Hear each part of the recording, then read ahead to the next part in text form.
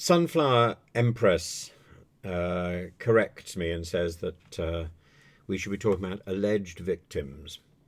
I think Sunflower Empress is absolutely wrong.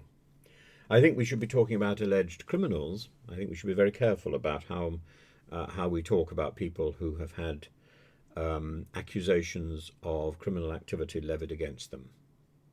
But as far as victims are concerned, no, these people are victims whether they are victims of a particular person that they have accused or feel is responsible for their experience, or whether in the end they cannot identify or cannot prove that this person is responsible. They still have the experience of being a victim. And the idea of victimhood goes all the way back to the ancient world. You find it in the scapegoat in Hebrew thought. You find it. Oh my goodness! Are you going for a journey? All right, off you go. Off you go. You find it in. You find it in the ancient Greek world. People don't always know who has made them feel miserable, but they do know that they feel miserable, and they do know that they've been hurt. And our job is twofold. On the one hand, we must support the victim.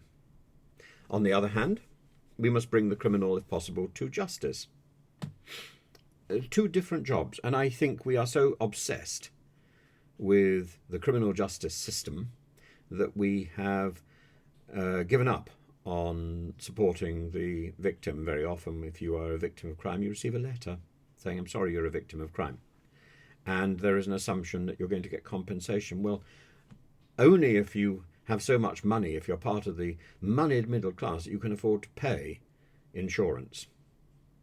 Many people cannot. So they're victims twice over? No. We need to be focused on the victims, and not just victims of crime, victims of stupid justice. So, for example, Malkinson, 17 years in prison for a crime he didn't commit. And yet Whitehall and the ministers in Whitehall, the Prime Minister, still haven't seen him. Surely a cup of tea is not too much to expect of somebody who has been so maltreated by the system. And that system knew that there was evidence that exonerated him. And yet, because he wasn't prepared to kowtow to the pressures of the patrol board and admit his crime, he was forced to do a further 10 years in jail for stubbornness. Well, it was all wrong. It's not just about money, it's about psychological support, social support. And this should be automatic. This should be automatic. And people who have suffered, a lot of the stuff here on the comments is saying, well, why did these women not report Russell Brand if they think that he has abused them? Why did they not report him to the police? Well, they may well have gone to the police. They may well have gone to the television channels. There are plenty of instances where people have done that and been ignored. And maybe the police felt there wasn't enough evidence there. But where was the support for the victim?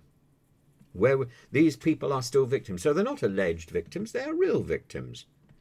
They may not be victims of Russell Brand or of anybody else who are named, but they are still victims. And there's a difference between the criminal justice system and the experience of being a victim. Do you want to come back up again? Come on. Up you come. Up you come. And we just need to become a more caring society.